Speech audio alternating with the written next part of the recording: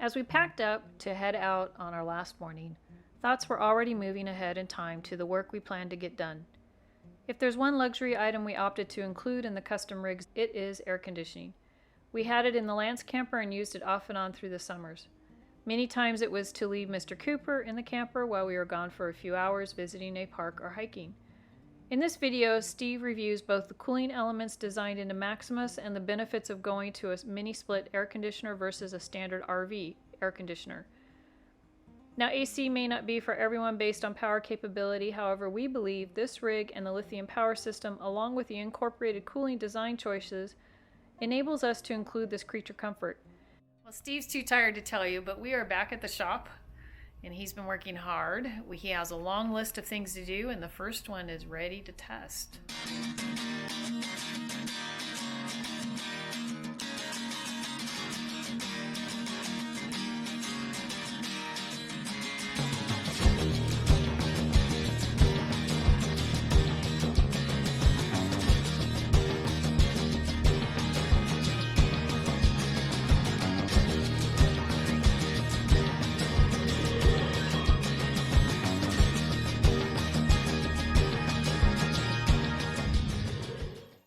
I wanted to discuss the air conditioning system that we just installed.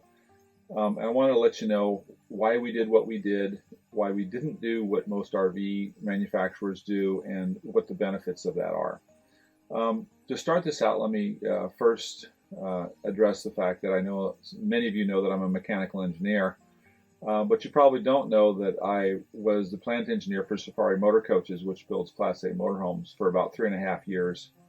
And I was also the director of operations for a company which builds server room air conditioning equipment. So I'm very experienced from a technical perspective in the RV and air conditioning space, as well as having the experience of an RV owner. And it was with this experience and this that I've pursued the air conditioning equipment for this current camper build. The big things I didn't like about my air conditioner on the old Lance camper was that having that much weight high on the roof tended to be a big sway inducer in the camper, and I really wanted to prevent that from happening, which initially just totally eliminates a rooftop air conditioner as a contender. The other thing I didn't like about the rooftop air conditioner was the fact that with the air conditioner and the compressor and 2 fans running on the roof just becomes a big bass drum, and it makes a fairly loud hum in the RV, and I don't think that that's something that I need to put up with. In inducing my own air conditioning system, I wanted to be able to reduce the weight, reduce the height of the weight so as to control the oscillations of the camper. The other thing that I didn't like about it was the fact that when AC roof air conditioners vent through a 14-inch square hole in the ceiling, it's a standard size hole for the vent fans. And in doing so, what the air conditioner does is it pulls the air out of the camper up into the air conditioning unit, and runs it through the evaporator, and then ejects it back into the camper. And in doing this through a 14-inch hole, it has to do it at fairly high speed in order to make the whole system work. And so that is one of the things that creates a lot of air noise in an air conditioning system, is the high-speed air. So what did I do differently? I literally did everything I could do differently. I wanted to put my first in considering what kind of air conditioning equipment, what size the air conditioning equipment I wanted to have, was I have a very highly insulated envelope. My walls are 2.5 inches thick and have about an R14 insulating value. Normal, well, and in reference point, my Lance camper has about a 3/4 inch wall insulated with fiberglass insulation, and its R value was probably about 3. So there's a substantial difference in insulation. I have fixed double pane windows in my camper, so I have a very tight envelope and a very insulated envelope, so I don't need a large air conditioner. I also wanted to make sure that before I had to use my air conditioner, that I had used all other means possible to keep my camper cool. In doing so, I actually have installed 4 roof vents in my camper. I have 3 large screened accesses that I can cause a ventilation to flow in any direction within the camper that keeps a quite a bit of air volume going through here to keep the camper cool as possible without starting the air conditioner up. The air conditioner I chose was an LG 9000 BTU mini split. A mini split system consists of 4 different parts. It consists of the evaporator or the indoor unit, which is directly above my head. It consists of an outdoor condensing unit, which contains the compressor and the condenser coil, which in this case is underneath of my kitchen cabinet, which faces in an outside-facing compartment directly over the driver's side wheel. It also contains the line set, which is the 2 refrigerant tubes, a condensate tube, and an electric cable which connects the 2 units. And I have also installed a 4th device, which is a power monitor, because I want to make a conscious decision on how much I use my air conditioner based upon how much power it's consuming. This system has numerous benefits. The separate units allow me to put the weight and the noise where I can best deal with the weight and the noise. The other part of this is this air conditioner is designed for a residential house, and so residential air conditioners are mandated efficiency by government. RV air conditioners have no mandate for efficiency. Well, RV efficiency is improved by the efficiency of the industry overall. It's nowhere near the efficiencies of household units. So my unit is a SEER 20, which is a very highly efficient unit. And that allows me to use less power to achieve more cooling, and with less power I also produce less noise.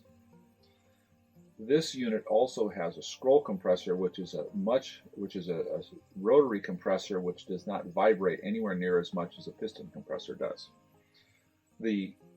One of the virtues of this unit is touted as an inverter controlled unit, which simply means that it has a speed control for an induction motor that allows the motor to run at full capacity down to about 40% of capacity, and above that to about 120% capacity if you need some rapid cooling.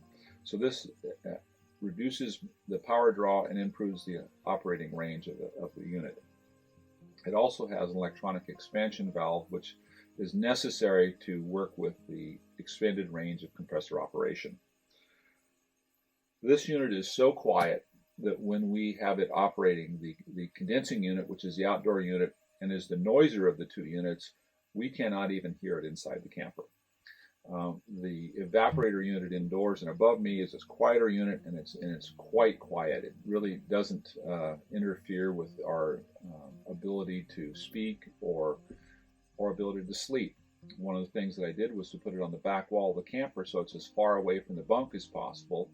But with my ceiling mounted false ceiling, I have a air circulator within the camper that would circulate the warm air from the bunk back to the air conditioner, and the air conditioner will then feed cool air up through the bunk opening, and it works very well. Our power consumption, as reported by our power meter on our control center, shows that we draw about 7 amps at full load, which is about half of what my Lance rooftop air conditioner would draw. And it will draw significantly less than that if the cooling is satisfied. It can also draw more than that if we come back from a hike and we find that the camper is very warm and we want to cool it down rapidly. We can set it to what is called jet mode, which will do that. All in all, we're very, very happy with the performance of our air conditioner. When I built this camper, one of my focuses was to create a system where I could run the air conditioner for a day. And with my battery system in my Lance, I could run the old air conditioner for a day. With this unit being so much more efficient, but also with my camper having a higher house load, I estimate that my battery will supply all my house loads and my air conditioning load for about 2.5 days with no additional electricity. Now, I have 750 watts or 950 watts of solar, and so I do expect to have a longer duration, maybe 4 to 5 days of continuous use before I actually have to find another source of power, which in my case is usually moving, and I'll charge my battery with my alternator. But we are very pleased with the efficiency and the quietness of this unit, and it does a great job cooling.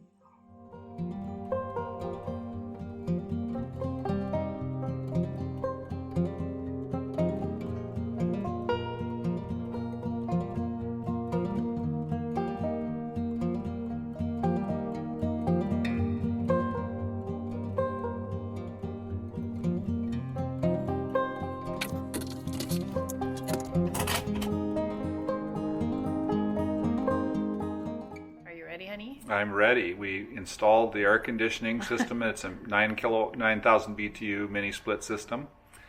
And we just done the evacuation and released the refrigerant into it, and we're ready to start it up for the first time. So I have the control. Our mini split AC unit inside the camper is now in test mode.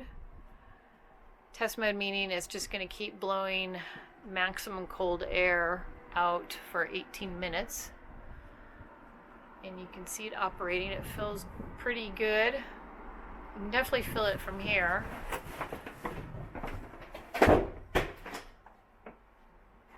We have not heard the condenser come on. We can't hear it because it's so quiet.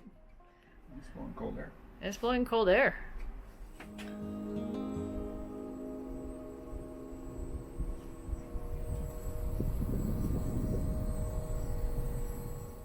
You just turn the inverter on, and the only device connected drawing power is the air conditioner. Okay, so I'm going to turn on our new mini split air conditioner.